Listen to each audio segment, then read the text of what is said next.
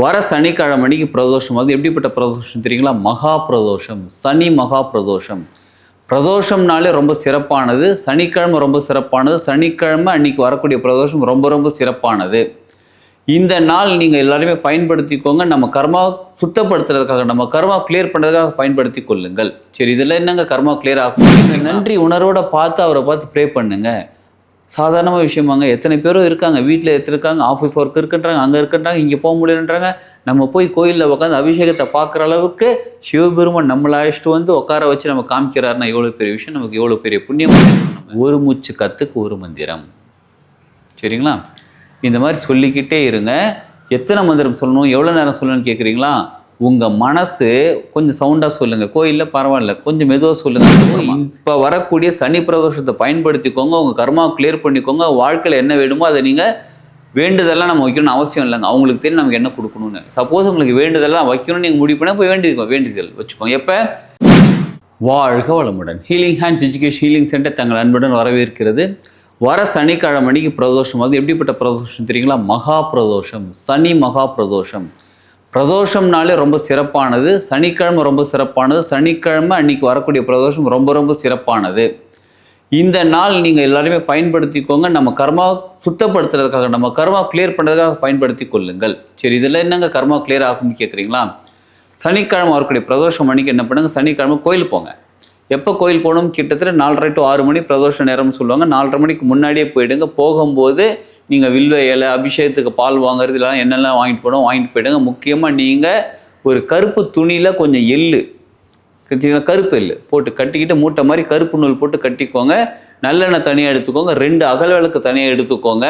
தீப்பெட்டி நீங்களே எடுத்துகிட்டு போங்க. திரி நீங்களே எடுத்துகிட்டு போங்க. அங்கே போய் எதுவும் வாங்க, மற்றவங்க நீங்கள் கொஞ்சம் இதை கொடுங்களா, நீங்கள் கொஞ்சம் அதை கொடுங்க, யார்ட்டையும் கேட்காதீங்க.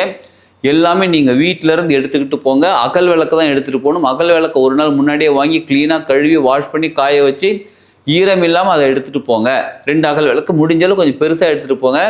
2 அகல் விளக்குல முழுக்க எண்ணெய் ஊற்றக்கூடிய அளவுக்கு நல்லெண்ணெய் எடுத்துக்கிட்டு போங்க. இது ரொம்ப முக்கியமானது. சரிங்களா? சரி, எடுத்துக்கிட்டு நம்ம வீட்டிலேருந்து கிளம்பிட்டோம். கிளம்பும் போது என்ன பண்ணுங்க, சனி பகவானை மனசார ப்ரே பண்ணிக்கோங்க. சனியை போல் கொடுப்பார் யாரும் இல்லை. இன்னொரு பழமொழி ஒன்று இருக்குது, சனி கொடுக்கணும்னு நினச்சாலும் யாராலையும் தடுக்க முடியாதுன்னு வேறு பழமொழி இருக்குது. சரிங்களா? நம்ம ரைமிங்காக என்ன பண்ணுறோம், சனியை போல் கொடுப்பார் யாரும் இல்லை, கெடுப்பார் யாரும் இல்லைன்னு சொல்லிட்டாங்க. கெடுக்கலாம் மாட்டார். சனி பகவான் எல்லாருக்கும் நல்லா தான் கொடுத்துக்கிட்டு இருக்கார். சனி பகவான்கிறது நம்ம கர்மா கிளியர் பண்ணக்கூடியவர். பிரதோஷ காலம்ங்கிறது நம்ம ஏற்கனவே நம்ம பிரதோஷ காலம் பற்றி சொல்லியிருக்கோம். சிவபெருமான் வந்து நஞ்சு உண்டார். அந்த நஞ்சு வந்து கிளியர் ஆகுற நேரம் அந்த நேரம் தான் அது சாப்பிட்றது. சரிங்களா? அதனால அதுவும் எது கிளியர் ஆகுது. உடம்புக்குள்ள நெஞ்சு போகாமல் பார்வதி அம்மா தடுத்துடுறாங்க பாருங்க. அப்போ நம்ம கர்மாங்கிறது நம்ம வாழ்க்கைக்கு வந்து சேர வேண்டிய கர்மாவை கிளியர் பண்ணி விடக்கூடிய நேரம் தான் பிரதோஷ நேரம். சனிக்கிழமை சனி பகவான் நம்ம கர்மாவை கிளியர் பண்ணக்கூடிய ஒரு சிலருக்கு வந்து 7 சனி நடக்குது, அஷ்டம சனி நடக்குது, பொங்கு சனி நடக்குது, மங்கு சனி நடக்குது, சிலருக்கு பாத சனி இருக்குதுன்னு எவ்வளோ சொல்கிறாங்க பாருங்கள். எல்லாருமே இந்த சனி நடந்தாதான் இல்லை, எல்லாருக்குமே கர்மா அப்பப்போ நடந்துக்கிட்டு தான் இருக்குது. கெட்ட கர்மான்னு சொல்லலாம் ஒரு விதத்தில். அதாவது கர்மாங்கிறது நல்ல கர்மா கெட்ட கர்மா 2ஆக பிரிச்சோன்னு வச்சுக்கோங்களேன்.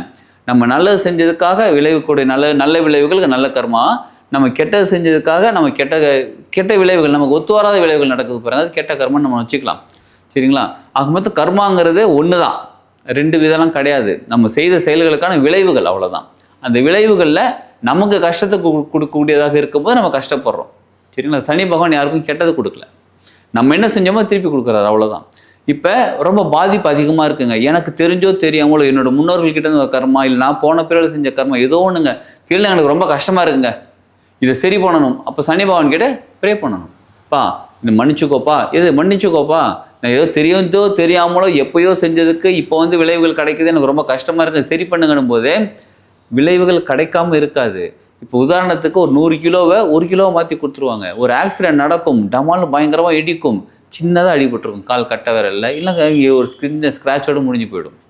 உடலில் பெரிய பாதிப்பு எதுவுமே இருக்காது. மற்றவங்க ஆராய்ச்சி பண்ணுவாங்க, என்னடா அப்படி ஊந்து எழுந்திரிச்சா, இப்படி உள்ள பெரிய ஆக்சிடென்ட் நடந்திருக்கு, அப்படி ஒன்றும் பெரிய பாதிப்புலாம் இல்லையே, நீ நார்மலாக ஏஞ்சி இறங்கி வர நல்லா தானே இருக்கிற, அந்த காரோ இல்லை அந்த பைக்கோ அதுதான் பெரிய ஆக்சிடென்ட் இருக்குது, அதுதான் டேமேஜ் இருக்குது அப்படின்னா நல்லா கவனிச்சுக்கோங்க. நம்ம உடல் பலம், நம்ம உடலில் வந்து ஏதோ ஒரு பாதிப்பு ஏற்பட்டதுன்னா அது எவ்வளோ பெரிய கொடுமை. அதை வந்து அந்த காரோ இல்லை அந்த பைக்கோ இல்லை வேறு ஏதோ ஒரு பொருள் எடுத்துக்குது பாருங்கள், அது அங்கே தாங்க நமக்கு வந்து நம்ம பாதுகாக்கப்படுகிறோம். அட போங்க சார், கார் எவ்வளோ, அதெல்லாம் விடுங்க, எல்லாமே பணம் வாங்கிக்கலாம். சரிங்களா? ஆனால் இந்த உடம்புல ஒரு சின்ன பார்ட் போயிடுச்சுன்னா எப்படி இருக்கும்? எவ்வளோ காசு கொடு, எவ்வளோ கோடி கொடுத்தா வாங்க முடியும்? இப்போ ஒரு சின்ன விரலுங்க, சின்ன விரல் கொஞ்சோண்டு கட் ஆகிடுச்சுன்னா எப்படி இருக்கும்? வாங்க, எவ்வளோ கோடி கொடுத்தாலும் கிடைக்காது பாருங்க. அப்போ நம்ம பாதுகாப்பாக தானே இருக்கிறோம். இதுதாங்க சனி பகவான் நம்மளை காப்பாற்றுறான்னு அர்த்தம். புரியுதுங்களா? கஷ்டத்தை கொடுக்குறாரு, அந்த கஷ்டத்தை கம்மி பண்ணி கொடுத்துருவாரு.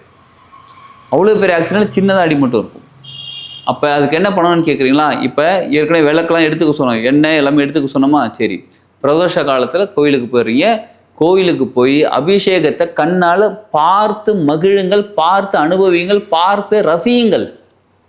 எவ்வளோ அழகாக அந்த பாலாபிஷேகம் பண்ணுறாங்க. இப்போ இந்த சிவபெருமானுக்கு, அப்பா சிவனே எனக்கு இந்த கண்கொள்ளா காட்சியை காண்பித்து கொண்டிருக்கும் உனக்கு அருள் குடிச்சிட்டு இருக்கப்பா, எனக்கு அதுக்கு ரொம்ப நன்றி.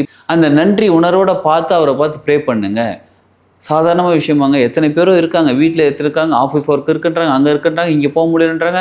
நம்ம போய் கோயிலில் உட்காந்து அபிஷேகத்தை பார்க்குற அளவுக்கு சிவபெருமான் நம்மளை அழைச்சிட்டு வந்து உட்கார வச்சு நம்ம காமிக்கிறாருன்னா எவ்வளோ பெரிய விஷயம், நமக்கு எவ்வளோ பெரிய புண்ணியம் பண்ணியிருக்கணும். நம்ம சாதாரணமாக இருக்கும், அது சனி பிரதோஷத்தை அன்னைக்கு வந்து பார்க்கணும், எவ்வளோ பெரிய புண்ணியம் பண்ணியிருக்கணும். அப்போ அவ்வளோ புண்ணியம் பண்ணியிருக்கணும் தானே அர்த்தம். நம்ம பால் அபிஷேகம், பன்னீர் அபிஷேகம், பஞ்சாமிரத அபிஷேகம் எவ்வளோ பண்ணுறாங்க.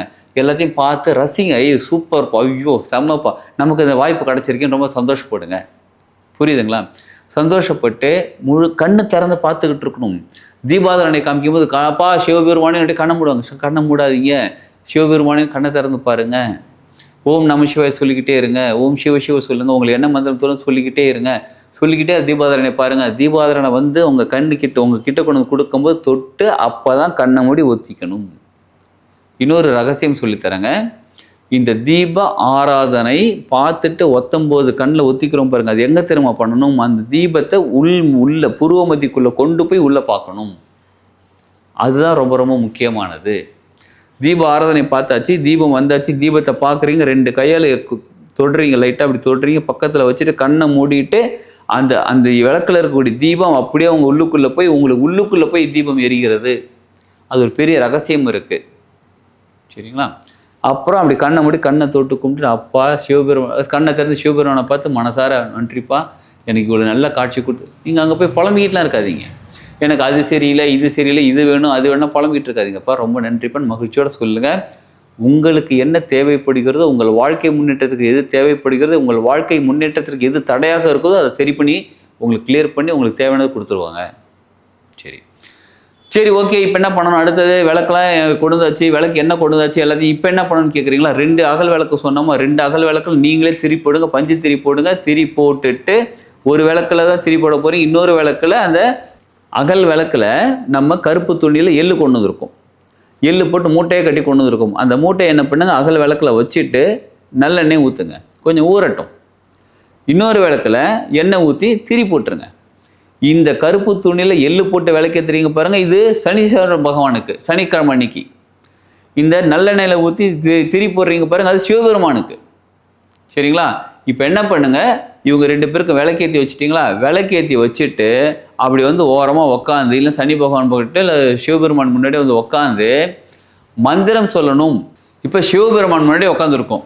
சிவபெருமான் முன்னாடி உட்காந்துக்கிட்டு 2 கை உள்ளங்கைக்கு பாருங்கள், இது ஓப்பனில் வச்சுக்கோங்க. இது பேர் மகாமுத்திரைன்னு பேர்.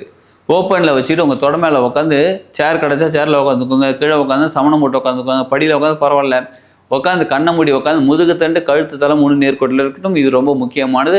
உள்ளங்கைகள் மேல் நோக்கி தான் இருக்கணும். கண்ணை மூடி உட்காந்து ஓம் நம சிவாய, ஒரு மூச்சு கத்துக்கு ஒரு மந்திரம். சரிங்களா? இந்த மாதிரி சொல்லிக்கிட்டே இருங்க. எத்தனை மந்திரம் சொல்லணும், எவ்வளோ நேரம் சொல்லணும்னு கேட்குறீங்களா? உங்கள் மனசு கொஞ்சம் சவுண்டாக சொல்லுங்கள். கோயிலில் பரவாயில்ல, கொஞ்சம் மெதுவாக சொல்லுங்கள். அதுக்கப்புறமா அதுக்கும் ரொம்ப ஓம் அப்படிலாம் கத்தவணும். ஓம் நம சிவாய அப்படியே சொல்லிக்கிட்டே இருங்க. சொல்லிவிட்டு அப்படியே முடித்து கொஞ்சம் நேரத்தில் உங்கள் மனசு அமைதியாகும். உங்கள் மனசு அமைதியாகி மந்திரம் வந்து நாக்கு மட்டும் அசைகிற மாதிரி சொல்லும். அதுக்கப்புறம் நாக்கு அசைகிறதும் நின்று உள்ளுக்குள்ளே மட்டும் மந்திரம் ஓடும். அந்த உள்ளுக்குள்ளே ஓடுறதும் நின்று ஒரு நிலை அமைதியாகிவிடும். வெளியில் எவ்வளோ சத்தம் இருந்தாலும் அது கேட்காது, யார் கூப்பிட்டாலும் கேட்காது, யாராவது நம்ம தொட்டால் கூட தெரியாது. அந்த அளவுக்கு ஒரு அமைதி நிலைக்குள்ளே வரும். அந்த அமைதி நிலைக்குள்ளே உக்காந்துட்டு உங்களுக்கு கொஞ்ச நேரத்தில் அவேர்னஸ் கிரியேட் ஆகும். மூச்சு உள்ளே எடுக்கணுமா வெளியில் எடுக்கணுமான்னு அப்போ ஒரு அவேர்னஸ் கிரியேட் ஆகும். அந்த அவேர்னஸ் கிரியேட் ஆன பிறகு பொறுமையாக கண்ணை திறந்து சிவபெருமானுக்கு நன்றி சொல்லிக்கோங்க. ஒரு 2 நிமிஷம் 3 நிமிஷம் அமைதியாக உட்காந்து அந்த அமைதி நிலையை உணர்ந்துங்க. அப்போ தான் நமக்கு சக்தி கிடைக்கும். சரிங்களா? வீட்டில் யாராவது கூட அழைச்சிட்டு போயிருந்தீங்கன்னா அவங்ககிட்ட சொல்லிவிடுங்க, நான் மெடிடேஷன் பண்ண போகிறேன், தியானம் பண்ண போகிறேன், கொஞ்சம் நேரத்துக்கு என்னை டிஸ்டர்ப் பண்ணாதீங்க, நம்ம பொறுமையாக வீட்டுக்கு போய்க்கலாம், கொஞ்சம் வெயிட் பண்ணுங்கள். அவங்களையும் கூட உட்கார சொல்லிவிடுங்க. யாராவது வந்தாங்க அவங்களையும் கூப்பிட்டு உட்கார சொல்லிவிடுங்க. உட்காந்துட்டு அவங்கள ப்ரே பண்ணிக்க சொல்லுங்கள். சரி, இது முடிச்சாச்சு. அடுத்தது சனி பகவானுக்கு ஓம் சனீஸ்வராய நமஹ. இப்படி அந்த மந்திரமும் ஒரு அமைதி நிலை வர வரையிலும் சொல்லுங்கள். உள்ளுக்குள்ளே மந்திரம் ஓடும், அதுக்கப்புறம் அதுவும் நின்று போய் அமைதி நிலை வரும். அந்த அமைதி நிலை, இந்த அமைதி நிலை தாங்க நமக்கு தியான நிலையே. உண்மையாகவே தியானங்கிறது 2 மணி நேரம் செஞ்சேன் 3 மணி நேரம் செஞ்சேன்னு சொல்கிறாங்கல்லங்க, அந்த 2 மணி நேரம் ட்ராவலிங் டைம் மாதிரின்னு வச்சுக்கோங்களேன். அந்த அமைதி நிலை, எந்த எண்ணமும் இல்லாமல் எண்ணமற்ற நிலை இருக்குது பாருங்கள், அந்த நேரம் தான், மனமற்ற நிலை தான் அந்த அமைதி நிலை தான் அந்த தியான நிலை. அந்த தியான நிலைக்குள்ளே இருக்கும்போது தான் நம்ம வாழ்க்கைக்கு தேவையான விஷயங்கள் நமக்கு கிடைக்கும். நமக்கு தேவையில்லாத கர்மக்கள்லாம் டெலிட் ஆகும். சரிங்களா? அந்த அமைதி நிலை முடிஞ்ச பிறகு மனசில் ஒரு எண்ணம் ஒரு மூச்சு எடுக்கிறது, அதை பற்றி வருது, அப்படியே அமைதியாக உட்காந்து கண்ணை மூடி உட்காந்துருங்க. சிலருக்கு தூக்கம் வந்துருச்சுங்க. நிறைய பேர் என்ன சொல்கிறாங்க, நான் உட்காந்து தியானம் பண்ணாங்க தூங்கிட்டாங்க அப்படின்றாங்க. தூங்கலை, அந்த அமைதி நிலைக்குள்ளே போயிருக்கீங்க, நமக்கு தெரியாது அது. சரிங்களா? சில ரிலேட்டடாகவே தூங்கியிருப்பாங்க, பரவாயில்ல விட்டுருங்க. சரிங்களா? நமக்கு என்ன தெரிய போகுது? நம்ம தூங்கின பிறகு நமக்கு என்ன தெரிய போகுது? யாராவது சொல்லுவாங்க. இன்னொன்று நல்லா கவனிச்சுக்கோ, நீங்கள் கோயில் போகிறீங்க, யாராவது உட்காந்துருக்காங்க தியானம் பண்ணுறாங்க, அப்படியே தூங்கிட்டு இருக்காங்கன்னு சொல்லி எழுப்பாதீங்க. அவங்களுக்குள்ள ஏதோ மாற்றம் நடக்கட்டும், ஃப்ரீயாக விடுங்க. நீங்களும் அப்படியே உட்காந்து அதெல்லாம் தியானம் பண்ணிவிட்டு அவங்களுக்கு எல்லாருக்கும் நன்றி சொல்லிவிட்டு பொறுமையாக வாங்க. உங்கள் கர்மா எக்கச்சக்கமாக டெலீட் ஆகிருக்கும், அது நமக்கே தெரியாது.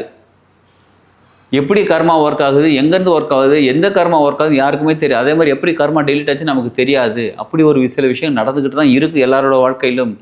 ஸோ இப்போ வரக்கூடிய சனி பிரதோஷத்தை பயன்படுத்திக்கோங்க, உங்கள் கர்மாவை கிளியர் பண்ணிக்கோங்க. வாழ்க்கையில் என்ன வேணுமோ அதை நீங்கள் வேண்டுதெல்லாம் நம்ம வைக்கணும்னு அவசியம் இல்லைங்க. அவங்களுக்கு தெரியும் நமக்கு என்ன கொடுக்கணும்னு. சப்போஸ் உங்களுக்கு வேண்டுதெல்லாம் வைக்கணும்னு நீங்கள் முடிவு பண்ணால் போய் வேண்டுதல் வச்சுக்கோங்க. எப்போ உள்ளே போனோன்னே முதல்ல வேண்டிக்கோங்கப்பா, இதுக்கு தான்ப்பா வந்திருக்கிறேன், எனக்கு இதை நிறைவேற்றி கொடுப்பான்னு வேண்டிக்கிட்டு அதுக்கப்புறம் அதை பற்றி நினைக்கக்கூடாது. பொறுப்பு அவர்கிட்ட கொடுத்துருங்க, அவர் பார்த்துப்பார் எல்லாத்தையும். சரிங்களா? அமைதியாக உட்காந்து நம்ம அந்த அபிஷேகத்தை ரசிப்போம், அந்த தியானத்தை அனுபவிப்போம்.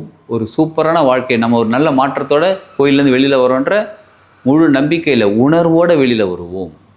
சரிங்களா? நம்பிக்கையை தாண்டினது உணர்ந்துட்டோன்னு நம்பிக்கை இருக்குன்னு அவசியம் இல்லை. ஸோ அந்த உணர்வோடு வெளியில் வருவோம். நம்ம வாழ்க்கை நிச்சயமாக நல்லபடியாக மாறி இருக்குது. இந்த சனிக்கிழமை பயன்படுத்திப்போம், வாழ்க்கையில் எல்லாருமே முன்னேறுவோம். வாங்க சனிக்கிழமை கோயில் போய்ட்டு வரலாம். சரிங்களா? வாழ்க வளமுடன்.